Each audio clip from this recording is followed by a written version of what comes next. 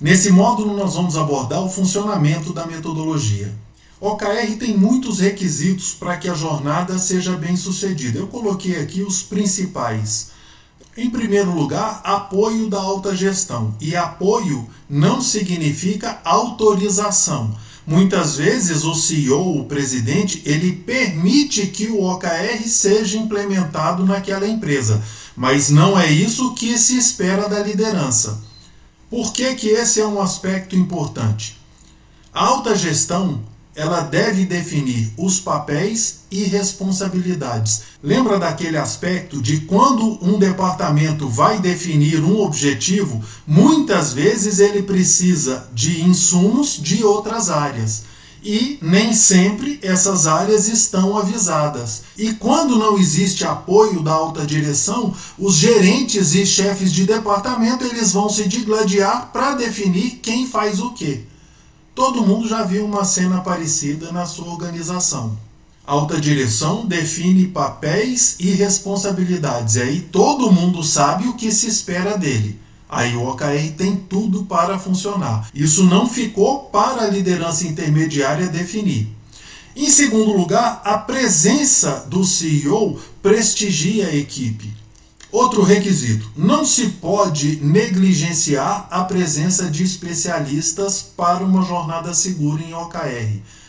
Por que isso acontece? Aproximadamente metade do material da internet contém erros. Qual é o erro principal? Foi falado no outro módulo, que é definir a atividade rotineira como sendo um key result. Até profissional certificado cai nessa armadilha. E se o indivíduo sem orientação prévia vai procurar informações, ele corre o risco de obter informações equivocadas. Consequentemente, o projeto que vão apresentar não será uma solução para aquela empresa. Entre os atores que representam o papel de especialista na organização, dois são fundamentais. O primeiro é o OKR Coach, o consultor que revisa, que orienta e que está à disposição das equipes para que os OKRs sejam bem escritos. É pedir muito você atribuir a responsabilidade para as pessoas que acabaram de ver um curso de OKR, que eles escrevam OKRs de boa qualidade. Claro que isso não vai acontecer. Então eles precisam contar com alguém que possa validar a relevância daqueles OKRs, pelo menos no início. Até que a empresa tenha maturidade para escrever bons OKRs, ela precisa ir muito da figura do coach. E segundo o OKR Owner, não é o responsável pelo resultado do OKR, mas é responsável por garantir que os insumos necessários sejam de fato fornecidos, que as reuniões aconteçam e que as pessoas sejam comunicadas dos resultados do OKR. Ainda sobre o funcionamento. O OKR, como vocês já sabem, ele possui ciclos trimestrais. Mesmo que a periodicidade de apuração seja anual, a cada trimestre a equipe se reúne para refletir sobre os resultados. Estamos atingindo? Não estamos atingindo? Precisamos correr mais? Essa meta foi muito fácil? Ela foi muito difícil? Precisa ser calibrada? A estratégia precisa ser mudada? Nós estamos muito longe do objetivo? Esses ciclos trimestrais permitem que isso aconteça. Entre escolher OKRs pessoais ou de equipe. Em algumas empresas, OKR pessoal não funcionou. Isso significa que é bom ou ruim? Não, é apenas um case, uma referência. Não funcionou naquele ambiente, com aquela cultura organizacional. Pode ser fundamental em outro cenário. Essa decisão, ela é um aprendizado para aquele ambiente onde você vai implementar. Lembrando que o excesso de OKRs individuais mina o espírito de equipe, porque o indivíduo está sozinho naquele desafio.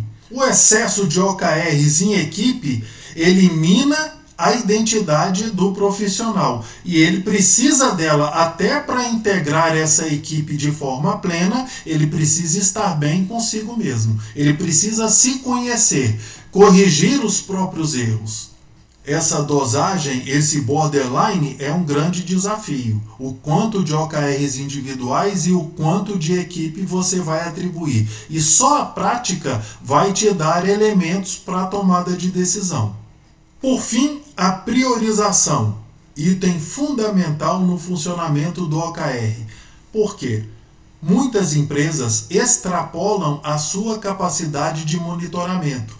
No início do ciclo, ela define várias coisas que são consideradas importantes e lança todas elas como sendo iniciativas estratégicas, extrapolando a sua capacidade de gerenciar, e o que acontece na prática, alguns dos objetivos serão negligenciados. A metodologia OKR recomenda entre 4 e 5 por ciclo. Agora, pode ser mais ou menos a depender da sua capacidade interna de gerenciar. O importante é que nenhum objetivo seja negligenciado. Existem softwares que ajudam o gerenciamento do OKR. E há uma dúvida se a empresa deve começar a jornada com o software ou deve ter uma solução caseira, como a planilha, tantas vezes criticada. O que acontece? O primeiro período do OKR, ele é de aprendizado. Nós já vimos que as metas precisam ser calibradas, ou foram muito fáceis, ou foram muito difíceis, e você aproveita a experiência para redefinir o nível de dificuldade das suas metas. Do aprendizado com a própria metodologia. O que gera engajamento e o que não gera naquele ambiente. Você critica a sua própria estratégia. O que deu certo, o que é preciso aprimorar, o que não deu certo. Então, o primeiro período com o OKR, ele é de aprendizado da metodologia. Não convém você criar outros aprendizados, como é o caso do software de controle, porque muitas vezes ele exige que seja feito um curso. Então, guarda o primeiro período para aprender OKR. As melhores práticas, que são aquelas capazes de produzir os benefícios esperados do OKR. Equipes multidisciplinares, nós falamos sobre isso, que é a composição de um grupo de trabalho com todos os interessados em determinado projeto. Isso significa que as decisões terão mais fluidez com todos ali reunidos. E, como consequência, essas pessoas que participaram do grupo criam laços pessoais e profissionais que vão dar maior fluidez nos processos futuros, mesmo que não seja composto um novo grupo de trabalho para isso. Cada um no seu departamento, mas eles têm com quem contar na outra área. Envolvimento gera engajamento, ao mesmo tempo que você deve respeitar essa proporção de 40% das metas top-down e 60% bottom-up.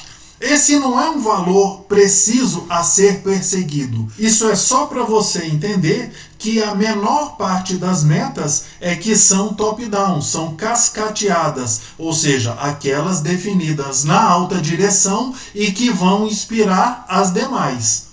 A alta gestão produz as estratégicas e as estratégicas representam algo em torno de 40% das metas organizacionais. É um bom equilíbrio. E 60% são as metas táticas e operacionais, aquelas definidas pela equipe e validadas pela gerência.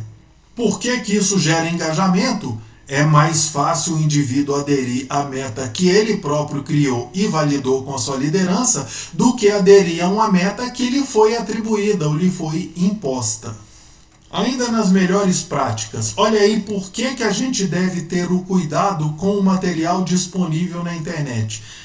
Essa empresa que ofereceu esse objetivo e os Key Results é uma especialista em OKR que vende consultoria nesse segmento. Olha o erro: escolher e fazer 2 cursos. Isso representa uma ação do dia a dia.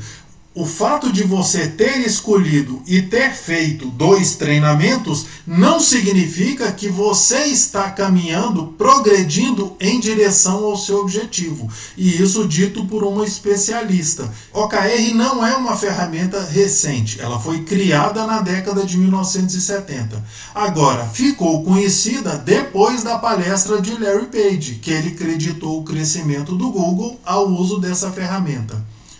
Nós temos pouca literatura falando sobre OKR. O livro, talvez o mais importante, é Avalie o que Importa, do John Doerr. Aquele que viu a ferramenta nascer, rotulou e saiu oferecendo no mercado. Ele escreveu esse livro em 2019 e é o resumo mais consistente dessa metodologia. Esse é o livro mais importante. Agora, seria interessante que você conhecesse os livros do criador da metodologia, ou seja, o Andy Grove. E ele tem Gestão de Alta Performance e tem Só os Paranoicos Sobrevivem. Você compreendendo as dificuldades que ele passou, as histórias que ele conta, e no livro dele tem muitas, você vai compreender o raciocínio de quem criou, de quem influenciou, de quem implementou a metodologia OKR.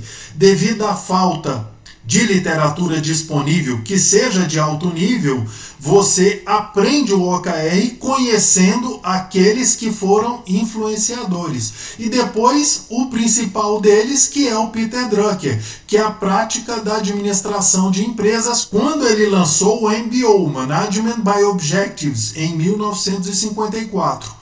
Não significa que essa metodologia está ultrapassada. Leia que você vai perceber que ainda é muito atual. Aqui eu vou falar um pouco do exame de certificação. Eu espero que com esse curso você tenha condições de saber o que é o OKR, como ele funciona, ter condições de identificar um bom OKR de um que esteja equivocado, que contém uma ação rotineira. E baseado nisso, que você tenha os caminhos pelos quais você pode buscar mais aprofundamento nessa metodologia. Nesse ponto, a certificação pode ajudar bastante porque ela credencia o seu trabalho. A CertiProf é a única instituição acreditada internacionalmente, porque tem uma dezena de certificações, OKR Coach, OKR Leader. Muitas empresas que oferecem curso, elas oferecem a oportunidade de se certificar, fazendo uma prova final, mas nenhuma delas é acreditada internacionalmente, só a CertiProf. Essa prova tem 40 questões para serem resolvidas em 1 hora. 40 questões para 60 minutos, você tem 1 minuto e meio para cada questão. É bastante razoável conseguir. Custa $150 e tem validade de 2 anos. Uma orientação, a CertiProf ela tem vários partners, que são os parceiros autorizados a aplicarem a prova. Nesse período de pandemia, você pode fazer de casa de forma remota, basta ter uma webcam ativa e um microfone, para que as pessoas possam investigar depois o comportamento enquanto você realizou a prova. Mas cada partner tem o direito de fazer as suas promoções. Esses $150 que pode ultrapassar R$800, algumas empresas cobram 290, 280, 320, você consegue mais barato. E ela tem essa validade de 2 anos, compensa fazer.